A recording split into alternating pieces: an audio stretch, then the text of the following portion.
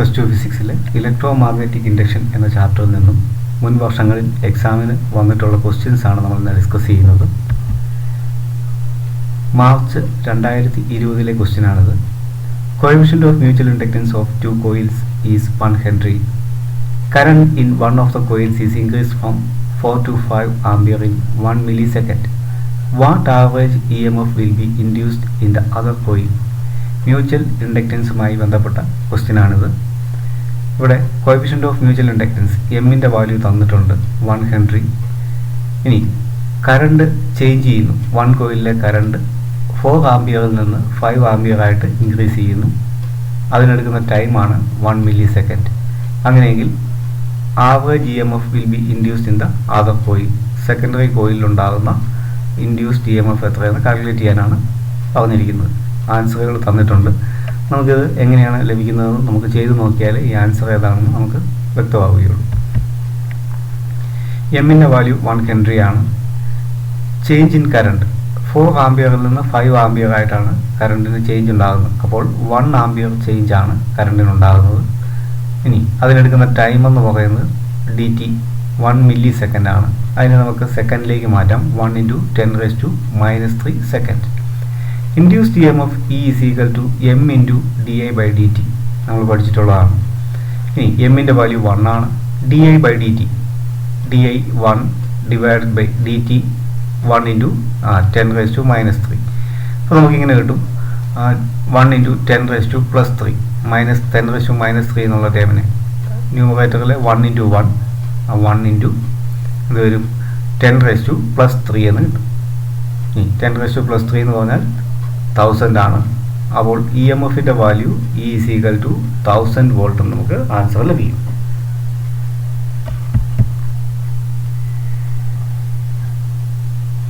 March 2020 തന്നെ മറ്റൊരു question ആണ്. State Faraday's laws of electromagnetic induction.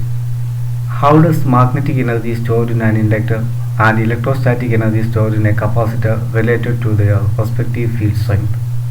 Faraday's law first ലോയും സെക്കൻഡ് ലോയും സ്റ്റേറ്റ് ചെയ്യാനാണ് പറഞ്ഞിരിക്കുന്നത്. അതുപോലെ തന്നെ മാഗ്നറ്റിക് എനർജി നമ്മൾ പറഞ്ഞു, ഒരു ഇൻഡക്ടറിൽ മാഗ്നറ്റിക് എനർജിയാണ് സ്റ്റോർ ചെയ്യുന്നതെന്ന് പറഞ്ഞു. അതുപോലെ ഒരു കപ്പാസിറ്ററിൻ്റെ അകത്താണെങ്കിൽ ഇലക്ട്രോസ്റ്റാറ്റിക് പൊട്ടൻഷ്യൽ എനർജി ആയിരിക്കും.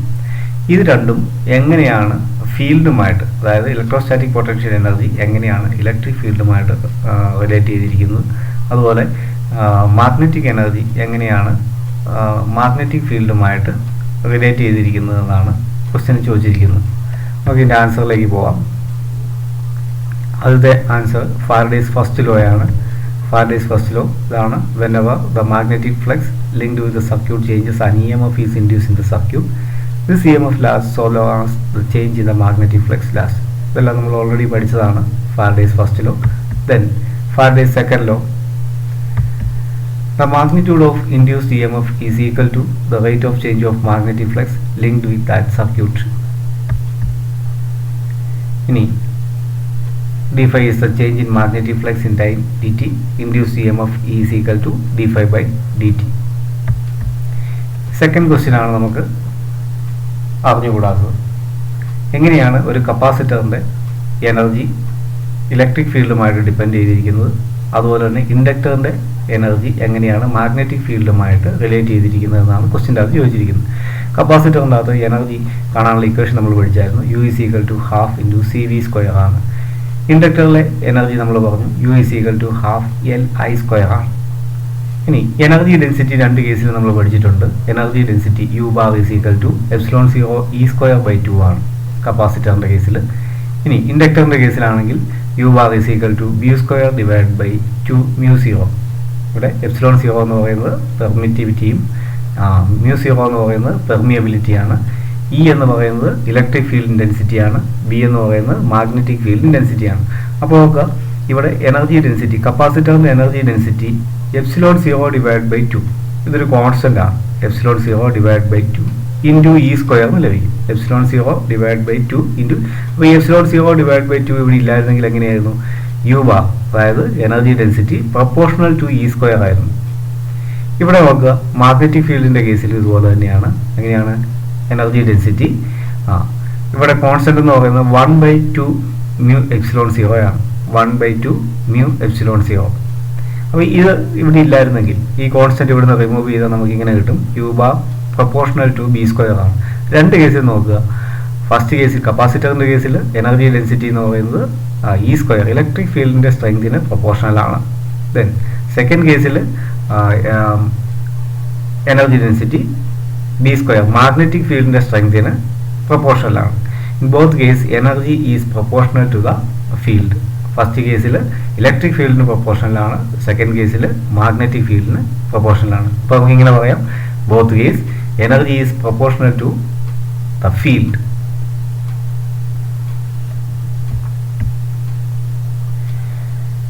Two long coaxial solenoids of same length is shown below. Define mutual inductance of the pair of coils. Derive an expression for mutual inductance of two coils solenoids. Write the dimension of mutual inductance.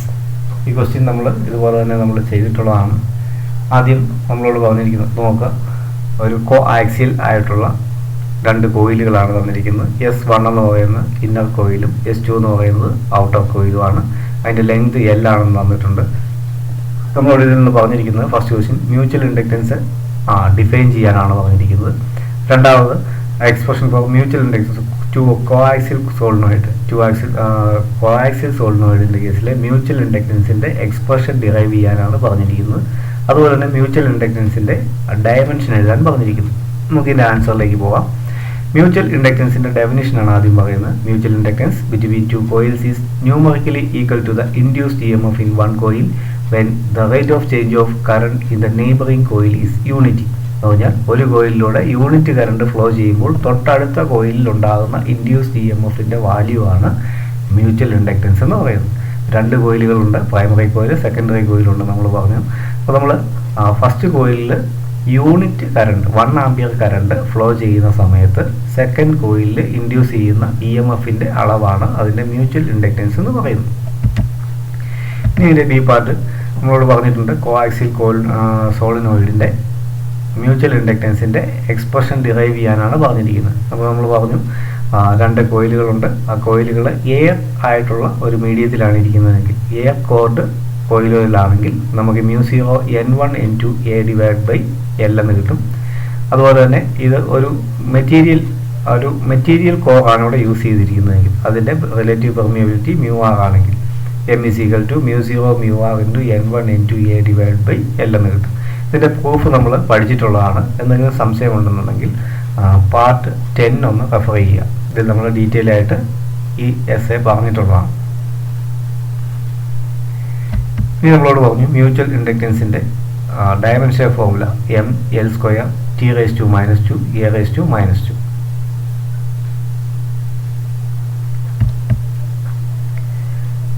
2019 ജൂണിൽ എക്സാമിന് വന്നിട്ടിരിക്കുന്ന ഒരു question ആണ്. An EMF of 16 volt is induced in a coil of self-inductance 4 Henry. The rate of change of current must be. ഒരു induced EMF 6 volt കോയിലിൽ induce ചെയ്തിരിക്കുന്നു. അത്രയും self inductance 4 Henry ഉള്ള ഒരു കോയിലിൽ സെൽഫ് ഇൻഡക്റ്റൻസിൻ്റെ വാല്യൂ 4 ഹെൻറി ആണ്. അപ്പോൾ ഉണ്ടാകുന്ന EMF 16 വോൾട്ട് ആണ്. അങ്ങനെയെങ്കിൽ rate of change of current നമ്മളോട് കണ്ടുപിടിക്കാനാണ് പറഞ്ഞിരിക്കുന്നത്. നമുക്കറിയാം EMF E is equal to 16 volt എന്ന ക്വസ്റ്റ്യൻ തന്നിട്ടുണ്ട്. അതുപോലെ എല്ലിൻ്റെ value self inductance L is equal to 4 ഹെൻറിയും തന്നിട്ടുണ്ട്. ഇനി induced EMF E is equal to L into di/dt ആണ്. ഇനി 16 is equal to 4 into di/dt. നമുക്ക് ഇതിന് di/dt കാണാനായിട്ട് 4നെ നമ്മൾ ലെഫ്റ്റ് സൈഡിലേക്ക് മാറ്റിയാൽ മതി. അപ്പോൾ di/dt is equal to 16/4 എന്ന് കിട്ടും. നമുക്ക് di/dt ആണ് കാണേണ്ടത്. അതിനുവേണ്ടി 4നെ കൂടെ ലെഫ്റ്റ് സൈഡിലേക്ക് മാറ്റുന്നു. അപ്പം di/dt is equal to 16/4 is equal to 4 ampere per second എന്ന് കിട്ടും. അപ്പം ഇതാണ് answer, 4 ampere per second.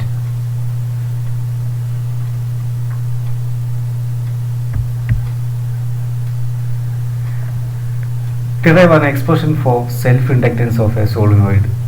സോളിനോയിഡിൻ്റെ self ഇൻഡക്റ്റൻസിൻ്റെ എക്സ്പ്രഷൻ ഡിറൈവ് ചെയ്യുക. What do you mean by eddy current? Eddy current എന്നതുകൊണ്ട് നമ്മൾ എന്താണ് അർത്ഥമാക്കുന്നത്? Write any two applications.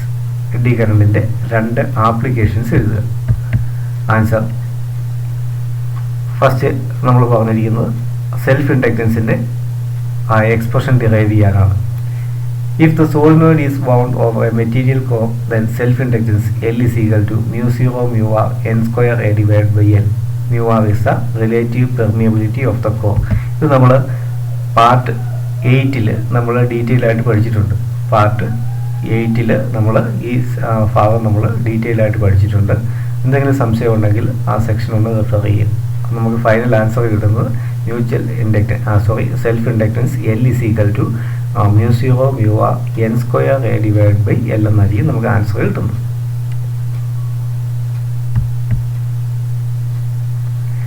ഇനി അതിൻ്റെ ബി പാർട്ട് എഡ്ഡി കറണ്ട് എന്താണെന്നാണ് ചോദിച്ചിരിക്കുന്നത്. The currents induced in bulk pieces of conductors when magnetic flux linked with the conductor changes are called eddy current. അപ്പം ഒരു മെറ്റാലിക് സർഫസിൽ അല്ലെങ്കിൽ ബൾക്ക് പീസ് ഓഫ് മെറ്റൽസിലൊക്കെ നമ്മൾ പറഞ്ഞിട്ടുണ്ട്. അത് മാഗ്നറ്റിക് ഫ്ലക്സുമായിട്ട് ലിങ്ക് ചെയ്തിരിക്കുന്ന ഈ ബൾക്ക് പീസസ് അല്ലെങ്കിൽ മെറ്റാലിക് സർഫസുകൾ ഒക്കെ ചേഞ്ച് സംഭവിച്ചു കഴിയുമ്പോൾ, മാഗ്നറ്റിക് ഫ്ലക്സിന് ചേഞ്ച് സംഭവിച്ചു കഴിയുമ്പോൾ അതിൻ്റെ ഉപരിതലത്തിൽ ഒരു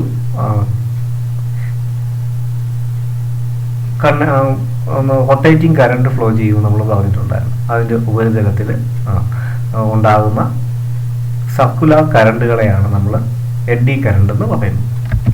എഡ്ഡി കറണ്ടിൻ്റെ ആപ്ലിക്കേഷൻസ് നമ്മൾ പഠിച്ചതാണ്. Induction motor, induction furnace, induction brake, energy meter, dead beat galvanometer, speedometer etcetera. അപ്പോൾ ഇവയുടെ ഏതെങ്കിലും 2 ആപ്ലിക്കേഷൻസ് എഴുതാൻ എക്സാമിന് വരാറുണ്ട്. അപ്പോൾ എഡ്ഡി കറണ്ട് എന്താണെന്നും അതിൻ്റെ ആപ്ലിക്കേഷൻസ് ഏതെങ്കിലും 2 3 ആപ്ലിക്കേഷൻസ് എഴുതാനും അറിഞ്ഞിരിക്കണം. ഇത് എക്സാമിന് സ്ഥിരമായി ചോദിക്കുന്ന ഒരു ക്വസ്റ്റ്യനാണ്.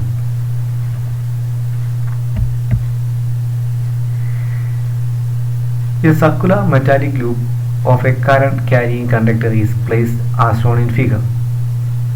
If the current through the conductor is increasing from A to B, find the direction of induced current in the loop. ഇവിടെ പറഞ്ഞിരിക്കുന്നു എ ബി എന്ന് പറയുന്ന ഒരു കണ്ടക്ടർ.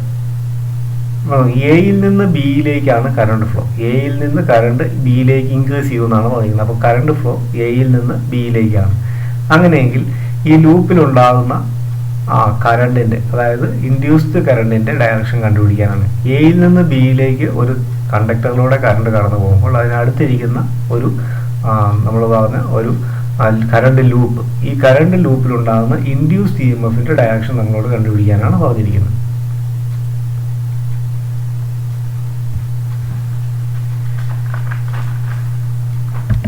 ഇത് ക്ലോക്ക് വൈസ് ഡയറക്ഷനിലായിരിക്കും എന്നാണ് ആൻസർ പറയുന്നത്. ഇതിൻ്റെ എക്സ്പ്ലനേഷൻ നമുക്കൊന്ന് നോക്കാം.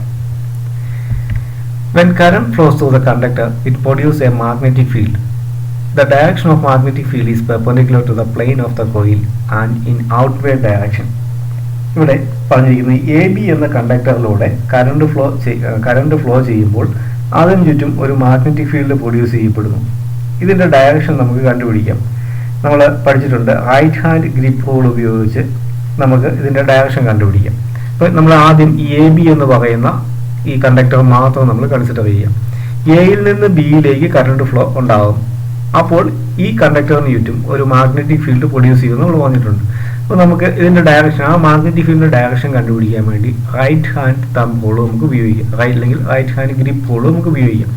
നമ്മൾ എങ്ങനെ ചെയ്തിരിക്കുന്നത്, ഈ കണ്ടക്ടർ കറണ്ട് കടന്നു പോകുന്ന ഡയറക്ഷനിലേക്ക് തമ്പ് വരണം എന്ന് പറഞ്ഞാൽ തമ്പ് ഈ ഡയറക്ഷനിൽ വരത്തക്ക രീതിയിൽ റൈറ്റ് ഹാൻഡിലേക്ക് ഈ കണ്ടക്ടർ നമ്മൾ പിടിക്കുന്നതായിട്ട്, നമ്മൾ ഗ്രിപ്പ് ചെയ്യുന്നതായിട്ട് നമ്മൾ കൺസിഡർ ചെയ്യുന്നു. അപ്പോൾ ഇതിന് ചുറ്റും ഉണ്ടാകുന്ന മാഗ്നറ്റിക് ഫീൽഡിൻ്റെ ഡയറക്ഷൻ എങ്ങോട്ടായിരിക്കും?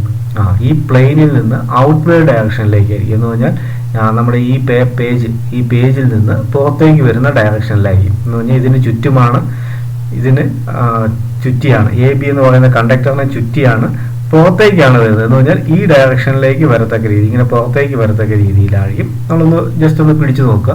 എ ബി എന്ന് പറയുന്ന കണ്ടക്ടർ കൈ ഹോൾഡ് ചെയ്ത് നോക്കുക. അപ്പോൾ തമ്പിൻ്റെ ഡയറക്ഷൻ ഈ ഡയറക്ഷനിലേക്ക്, തമ്പ് ഈ ഡയറക്ഷനിലേക്ക് വരുത്തുക. റൈറ്റ് ഹാൻഡിൽ ഗ്രിപ്പ് ചെയ്യുക. അപ്പോൾ നമ്മൾ പറഞ്ഞു മറ്റ് ഫിംഗേഴ്സിൻ്റെ ഡയറക്ഷൻ ഈ ഡയറക്ഷനിലായിരിക്കും, അപ്പോൾ ഇതിന് ചുറ്റും മാഗ്നറ്റിക് ഫീൽഡ് ഉണ്ടാകുന്നു. അപ്പം നിങ്ങൾ പറഞ്ഞിരിക്കുന്നതാണ്. അങ്ങനെയെങ്കിൽ റൈറ്റ് ഹാൻഡ് തമ്പിൻ്റെ ഡയറക്ഷൻ കറണ്ട് ആണെങ്കിൽ ബി എന്ന് പറയുന്നത് പെർപെൻഡിക്കുലർ ടു ദ പ്ലെയിൻ ആയിരിക്കും, അത് ഔട്ട്വേർഡ് ഡയറക്ഷനിലായിരിക്കും. ഇനി ഇവിടെ ഇങ്ങനെ ഔട്ട്വേർഡ് ഡയറക്ഷനിൽ ഇപ്പോൾ നമുക്കുണ്ടാകുന്നു, ഇവിടെ ഉണ്ടാകുന്ന മാഗ്നറ്റിക് ഫീൽഡ് ഔട്ട്വേർഡ് ഡയറക്ഷനിലാണെന്ന് പറഞ്ഞു. ഈ മാഗ്നറ്റിക് ഫീൽഡിലാണ് ഈ കോയിൽ ഇരിക്കുന്നത്, അല്ലെങ്കിൽ ഈ കറണ്ട് ലൂപ്പ്, ഇവിടെ ഈ ലൂപ്പ് ഇരിക്കുന്നത് മെറ്റാലിക് ലൂപ്പ്, ഈ സർക്കുലർ മെറ്റാലിക് ലൂപ്പ് ഈ മാഗ്നറ്റിക് ഫീൽഡിലാണ് ഇരിക്കുന്നത്. അപ്പം ആ ഇരിക്കുന്ന മാഗ്നറ്റിക് ഫീൽഡിന്റെ ഡയറക്ഷൻ നമ്മൾ പറഞ്ഞു ഔട്ട്വേർഡ് ഡയറക്ഷനിലാണ്. അങ്ങനെയെങ്കിൽ induce EMF in the magnetic field oppose the coil, the magnetic field എന്നൊക്കെ നമ്മൾ പറഞ്ഞിരിക്കുന്നതാണ് ഇൻഡ്യൂസ്ഡ് കറണ്ട്. ഇങ്ങനെ ഉണ്ടാകുന്ന ഇൻഡ്യൂസ്ഡ് കറണ്ട് ഈ മാഗ്നറ്റിക് ഫീൽഡിനെ ഒപ്പോസ് ചെയ്യണം, നമ്മളിതാണ് പഠിച്ചിരിക്കുന്നത്. അപ്പോൾ ഇൻഡ്യൂസ്ഡ് കറണ്ട്, ഇവിടെ ഉണ്ടാകുന്ന ഇൻഡ്യൂസ്ഡ് കറണ്ട് ഈ മാഗ്നറ്റിക് ഫീൽഡിനെ ഒപ്പോസ് ചെയ്യുന്ന ഡയറക്ഷൻ. അപ്പോൾ നമ്മൾ പറഞ്ഞു ഈ മാഗ്നറ്റിക് ഫീൽഡിൽ ഇവിടെ കോയിൽ വെച്ചിരുന്നാൽ ഇതിൻ്റെ അത് ഇൻഡ്യൂസ്ഡ് കറണ്ട് ഉണ്ടാവും, നമ്മൾ പഠിച്ചിട്ടുണ്ട്, അല്ലെങ്കിൽ ഇൻഡ്യൂസ്ഡ് EMF ഉണ്ടാവും എന്ന് പറഞ്ഞിട്ടുണ്ട്. അത് എന്ത് ചെയ്യണം, ഈ മാഗ്നറ്റിക് ഫീൽഡിനെ ഒപ്പോസ് ചെയ്യണം. ഈ മാഗ്നറ്റിക് ഫീൽഡിനെ ഒപ്പോസ് ചെയ്യണമെന്നുണ്ടെങ്കിൽ ഇതുമൂലം ഉണ്ടാകുന്ന മാഗ്നറ്റിക് ഫീൽഡ് എങ്ങനെയായിരിക്കും, ഓപ്പോസിറ്റ് ഡയറക്ഷനിലായിരിക്കണം. എന്ന് പറഞ്ഞാൽ ഈ കറണ്ടിന്, ഇവിടെ ഉണ്ടാകുന്ന ഇൻഡ്യൂസ്ഡ് കറണ്ടിനെ ഒപ്പോസ് ചെയ്യുന്ന രീതിയിലാണ് ഇവിടെ മാഗ്നറ്റിക് ഫീൽഡ് എന്ന് പറഞ്ഞു കഴിഞ്ഞാൽ ഇതിന് ഓപ്പോസിറ്റ് ഡയറക്ഷനിലായിരിക്കണം. അങ്ങനെയെങ്കിൽ കോയിലുണ്ടാകുന്ന മാഗ്നറ്റിക് ഫീൽഡ് പേപ്പറിന് ഉള്ളിലേക്കായിരിക്കും. നമ്മൾ പറഞ്ഞു ഈ കണ്ടക്ടറിലൂടെ ഉണ്ടാകുന്ന കറണ്ട് ഫ്ലോ പോലെ ഉണ്ടാകുന്ന മാഗ്നറ്റിക് ഫീൽഡ് പേപ്പറിന് പുറത്തേക്ക് അല്ലെങ്കിൽ പ്ലെയിനിന് പുറത്തേക്കാണ്, ഔട്ട്വേർഡ് ഡയറക്ഷനിലാണെങ്കിൽ ഇവിടെ ഉണ്ടാകുന്ന മാഗ്നറ്റിക് ഫീൽഡ് എന്തായിരിക്കണം, ഇതിനെ ഒപ്പോസ് ചെയ്യണമെന്നുണ്ടെങ്കിൽ എങ്ങനെയായിരിക്കണം, ഇതിന്റെ ഉള്ളിലേക്കായിരിക്കണം. ഈ നമ്മൾ പറഞ്ഞിരിക്കുന്നത് പുറത്തുനിന്ന് ഉള്ളിലേക്ക് എന്ന് പറഞ്ഞാൽ ഇൻവേർഡ് ഡയറക്ഷൻ, ഈ പ്ലെയിനിന്റെ ഉള്ളിലേക്ക് വരത്തക്ക രീതിയിൽ ഈ ഡയറക്ഷനിലായിരിക്കും കോയിലുണ്ടാകുന്ന മാഗ്നറ്റിക് ഫീൽഡിന്റെ ഡയറക്ഷൻ, ഈ പ്ലെയിനിനുള്ളിലേക്കായിരിക്കും. ഇനി ഇവിടെ ഉള്ളിലേക്ക് മാഗ്നറ്റിക് ഫീൽഡ് ഉണ്ടാകണമെന്നുണ്ടെങ്കിൽ ഇവിടെ നമ്മൾ ഈ പറഞ്ഞ ഗ്രിപ്പുകളൊന്ന് അപ്ലൈ ചെയ്ത് നോക്കുക. ഉള്ളിലേക്കാണ് മാഗ്നറ്റിക് ഫീൽഡ് വരേണ്ടതെന്നുണ്ടെങ്കിൽ ക്ലോക്ക് വൈസ് ഡയറക്ഷനിലായിരിക്കണം കറണ്ട് ഫ്ലോ. ഉള്ളിലേക്കാണ് മാഗ്നറ്റിക് ഫീൽഡ് പ്രൊഡ്യൂസ് ചെയ്യുന്നത്. ഇവിടെ ഉണ്ടാകുന്ന മാഗ്നറ്റിക് ഫീൽഡിന്റെ ഡയറക്ഷൻ ഉള്ളിലേക്കാകണമെങ്കിൽ കറണ്ട് ഫ്ലോ എങ്ങനെയായിരിക്കണം, ക്ലോക്ക് വൈസ് ഡയറക്ഷനിലായിരിക്കണം. ഈ ഡയറക്ഷനിൽ കറണ്ട് ഫ്ലോ ഉണ്ടായാൽ മാത്രമേ എന്ത് സംഭവിക്കുകയുള്ളൂ, ഉള്ളിലേക്ക് മാഗ്നറ്റിക് ഫീൽഡ് പ്രൊഡ്യൂസ് ചെയ്യത്തുള്ളൂ. ഇതാണ് പറഞ്ഞിരിക്കുന്നത്. When current flows through the conductor, it produces a magnetic field. The direction of magnetic field is perpendicular to the plane of the coil and in outward direction. അപ്പം ഇതിലെ ഉണ്ടാകുന്ന current flow മൂലം ഉണ്ടാകുന്ന magnetic field outward ഡയറക്ഷനിലേക്കാണ്. ഇനി the direction of induced EMF is always such as to oppose the direction of change in magnetic field. നമ്മൾ പഠിച്ചിട്ടുണ്ട് induced കറണ്ടിന്റെ കേസിൽ അതെന്താണ്, മാഗ്നറ്റിക് ഫീൽഡിനെ ഒപ്പോസ് ചെയ്യുന്ന കേസിലായിരിക്കും വരുന്നത്. ഇനി അങ്ങനെയെങ്കിൽ ഒപ്പോസ് ചെയ്യണമെന്നുണ്ടെങ്കിൽ so the direction of magnetic field produced by the coil is perpendicular to the plane inward direction. ഇതിനെ ഒപ്പോസ് ചെയ്യണമെന്നുണ്ടെങ്കിൽ ഈ കോയിലുണ്ടാകുന്ന മാഗ്നറ്റിക് ഫീൽഡ് എങ്ങനെയായിരിക്കണം, ഇൻവേർഡ് ഡയറക്ഷനിലായിരിക്കണം. So the direction of induced current in the loop is clockwise. അങ്ങനെയെങ്കിൽ ഇതിനെ oppose ചെയ്യണമെന്നുണ്ടെങ്കിൽ ഉള്ളിലേക്കായിരിക്കണം direction എന്ന് പറഞ്ഞു. ഉള്ളിലേക്ക് ഡയറക്ഷൻ ഉണ്ടാകണമെങ്കിൽ മാഗ്നറ്റിക് ഫീൽഡിന്റെ ഡയറക്ഷൻ ഇൻവേർഡ് ആകണമെന്നുണ്ടെങ്കിൽ കറണ്ടിന്റെ ഡയറക്ഷൻ എങ്ങനെയായിരിക്കണം, ക്ലോക്ക് വൈസ് ഡയറക്ഷൻ ആയിരിക്കണം. നമ്മൾ ഇവിടെ ഈ റൈറ്റ് ഹാൻഡ് ഗ്രിപ്പുകളൊന്ന് അപ്ലൈ ചെയ്താൽ നമുക്ക് മനസ്സിലാവും കറണ്ട് ഈ ഡയറക്ഷനിൽ ഫ്ലോ ചെയ്യുമ്പോഴാണ് മാഗ്നറ്റിക് ഫീൽഡ് ഉള്ളിലേക്ക് വരുന്നത്. നമ്മുടെ റൈറ്റ് ഹാൻഡ് തമ്പ് ഹോൾ നമ്മൾ ഇവിടെ ഒന്ന് അപ്ലൈ ചെയ്ത് നോക്കിയാൽ മതി. കറണ്ടിന്റെ ഡയറക്ഷൻ ഈ ഡയറക്ഷനിൽ കറണ്ട് ഫ്ലോ ചെയ്യുമ്പോൾ തമ്പിന്റെ ഡയറക്ഷൻ ഈ ഡയറക്ഷനിൽ വരുമ്പോഴാണ് നമ്മുടെ ഫിംഗേഴ്സ് ഉള്ളിലേക്ക് വരുന്നത്.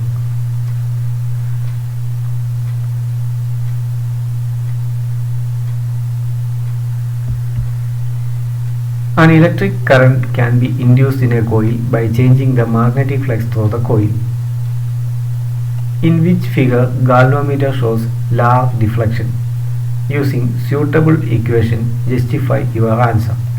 നമ്മൾ പഠിച്ചതാണ് ഇലക്ട്രിക് കറണ്ട് ഇൻഡ്യൂസ് ചെയ്യുന്ന ഒരു കോയിലിൽ മാഗ്നറ്റിക് ഫ്ലക്സിന് ചേഞ്ച് ഉണ്ടാകുമ്പോൾ അല്ലെങ്കിൽ കോയിലുമായിട്ട് ലിങ്ക് ചെയ്തിരിക്കുന്ന മാഗ്നറ്റിക് ഫ്ലക്സിന് ചേഞ്ച് ഉണ്ടാകുമ്പോൾ അതിൽ എന്തുണ്ടാകും, ഒരു ഇലക്ട്രിക് കറണ്ട് ഇൻഡ്യൂസ് ചെയ്യപ്പെടും എന്ന് പറഞ്ഞു. തന്നിരിക്കുന്ന ഫിഗറിൽ രണ്ട് ഫിഗറുകൾ തന്നിട്ടുണ്ട്, figure A and figure B.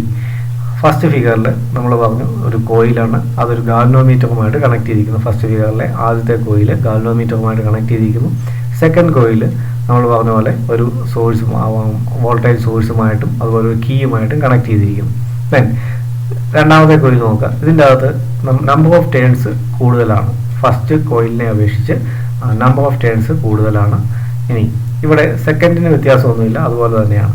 ഇനി ഇവിടെ ചോദിച്ചിരിക്കുന്ന ഇതാണ്, in which figure galvanometer shows large deflection. Key on ആക്കുന്ന സമയത്ത് ഏത് ഫിഗറിലായിരിക്കും ഡിഫ്ലക്ഷൻ ഗാൽവനോമീറ്റർ കൂടുതൽ ഡിഫ്ലക്ഷൻ കാണിക്കുന്നത്? രണ്ടിലൂടെ ഫ്ലോ ചെയ്യുന്ന കറണ്ട് സെയിം ആയിരിക്കും. അങ്ങനെയെങ്കിൽ ഇതിൽ തന്നിരിക്കുന്നതിൽ ഏത് ഫിഗറിലായിരിക്കും ഗാൽവനോമീറ്ററിന് ലാർജ് ഡിഫ്ലക്ഷൻ സംഭവിക്കുന്നത്? ഏത് ഫിഗറിലായിരിക്കും? ഫിഗർ ബി ആയിരിക്കും. എന്തുകൊണ്ടാണ്? നമ്പർ ഓഫ് ടേൺസ് കൂടുതലാണ്. നമ്പർ ഓഫ് ടേൺസ് കൂടുമ്പോൾ നമ്മൾ പറഞ്ഞിട്ടുണ്ട് ഇൻഡ്യൂസ്ഡ് ഇ എം എഫ് കൂടുമെന്ന് പറഞ്ഞിട്ടുണ്ട്. അതിൻ്റെ explanation using suitable equation justify your answer. According to Faraday second law E is equal to n into d∅dt. അതായത് നമ്പർ ഓഫ് ടേൺസിൻ്റെ എണ്ണത്തിനനുസരിച്ചാണ് അതായത് induced E M F is directly proportional to number of turns. Figure B has more number of turns, so E M F is large. Second ഫിഗറിൽ number of turns കൂടുതലാണ്, അതുകൊണ്ട് second ഫിഗറിൽ ആയിരിക്കും അല്ലെങ്കിൽ second സർക്യൂട്ടിലായിരിക്കും ഗാൽവനോമീറ്ററിന് കൂടുതൽ ഡിഫ്ലക്ഷൻ സംഭവിക്കും. The current in a coil of self-inductance 0.1 Henry varies from 2 ampere to 5 ampere in a time of 1 millisecond. Find the induced EMF across the coil. തന്നിരിക്കുന്നതാണ് ഒരു കോയിലിലൂടെ self inductance 0.1 Henry ആയിട്ടുള്ള ഒരു coil current vary ചെയ്യുന്നു. 2 ആംപിയറിൽ നിന്ന് 5 ആംപിയറിലേക്ക് കറണ്ടിന് variation സംഭവിക്കുന്നു. ആ variation ചെയ്യാനെടുക്കുന്ന time 1 millisecond ആണ്. അങ്ങനെയെങ്കിൽ induced EMF across the coil, ഇൻഡ്യൂസ്ഡ് EMFന്റെ വാല്യൂ നമുക്ക് കണ്ടുപിടിക്കണം. 2017 മാർച്ചിലെ ക്വസ്റ്റ്യൻ ആണിത്. ക്വസ്റ്റ്യൻ തന്നിരിക്കുന്നു, എല്ലിൻ്റെ വാല്യൂ ആണ് തന്നിരിക്കുന്നത്. അതായത് സെൽഫ് ഇൻഡക്റ്റൻസ് 0.1 ഹെൻറി ആണ്. കറണ്ടിനുണ്ടാകുന്ന ചേഞ്ച് 2 ആംപിയറിൽ നിന്ന് 5 ആംപിയറിലേക്കാണ് ചേഞ്ച് സംഭവിക്കുന്നത്. എന്ന് പറഞ്ഞാൽ ഉണ്ടാകുന്ന ചേഞ്ച് എത്രയായിരിക്കും? 3 ആംപിയർ ആയിരിക്കും. 5 - 2 എത്രയാണ്? 3 ആംപിയർ. ഇനി ആ ചേഞ്ച് സംഭവിക്കാൻ എടുക്കുന്ന ടൈം DT എന്ന് പറയുന്നത് 1 മില്ലി സെക്കൻഡ് ആണ്. 1 × 10⁻³ സെക്കൻഡ് ആണ്. 1 മില്ലി സെക്കൻഡ് എന്ന് പറയുന്നത് 1 × 10⁻³ സെക്കൻഡ് ആണ്. ഇനി induced EMF is equal to L × di/dt നമ്മൾ പഠിച്ചിട്ടാണ്. ഇനി സെൽഫ് ഇൻഡക്റ്റൻസിൻ്റെ വാല്യൂ 0.1 ആണ്. DIയുടെ വാല്യൂ 3 ആണ്. DT എന്ന് പറയുന്നത് 1 × 10⁻³ ആണ്. ഇതിനെ സിംപ്ലിഫൈ ചെയ്യുമ്പോൾ നമുക്ക് 0.3 0.1 × 3 0.3 × 10⁻³ എന്ന് പറയുന്നത് 1000 ആണ്. അപ്പോൾ നമുക്ക് ഇതിനെ സിംപ്ലിഫൈ ചെയ്യുമ്പോൾ induced EMF is equal to 300 volt എന്ന് കിട്ടും. Induced EMF is 300 volt.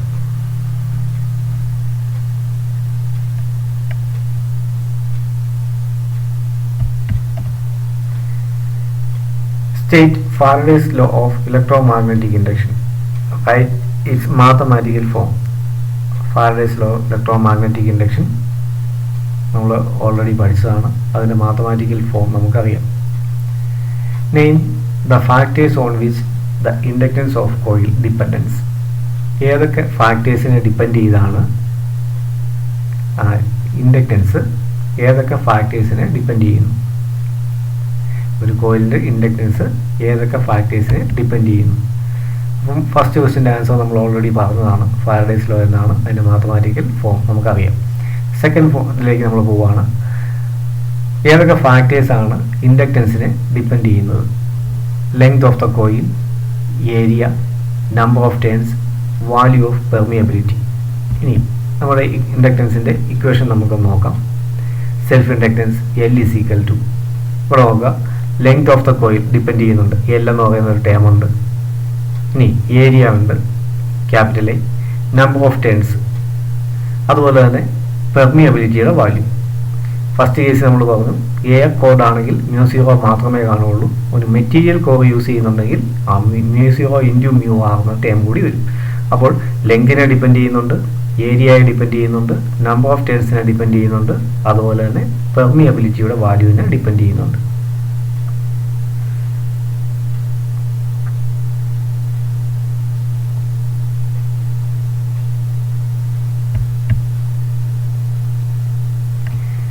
When the magnetic flux associated with a coil changes, an EMF is induced in the circuit.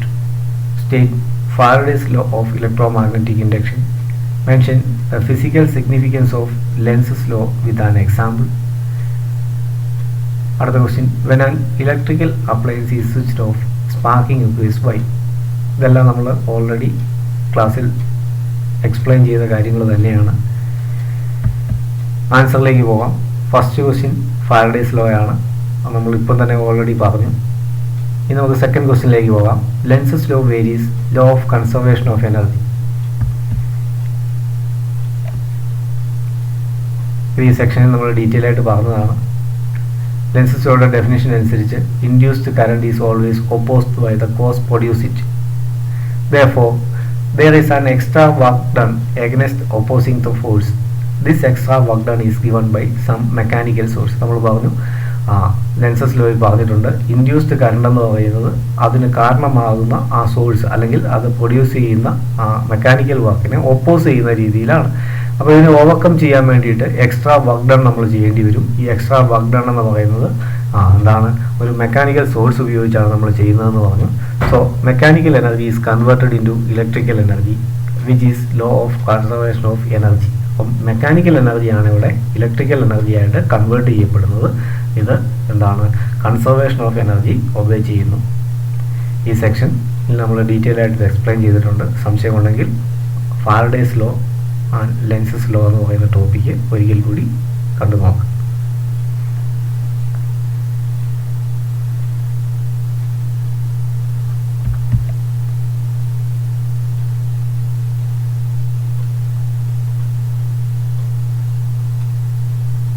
മൂന്നാമത്തെ സെക്ഷനിൽ ക്വസ്റ്റ്യൻ്റെ answer back E M F എന്നാണ്.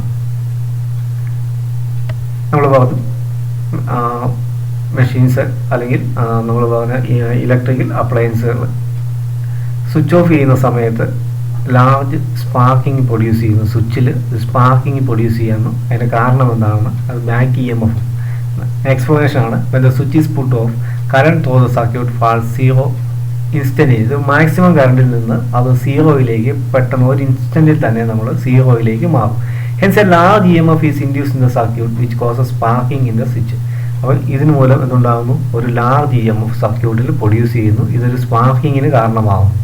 അപ്പം switch off ചെയ്യുന്ന സമയത്ത് current സഡനായിട്ട് സീറോയിലേക്ക് എത്തുന്നു. ആ സമയത്ത് ഒരു ലാർജ് ഇ എം എഫ് സർക്യൂട്ടിൽ പ്രൊഡ്യൂസ് ചെയ്യപ്പെടുന്നു. അതിൻ്റെ ഫലമായിട്ട് സ്വിച്ചിലൊരു സ്പാർക്കിങ് പ്രൊഡ്യൂസ് ചെയ്യുന്നു.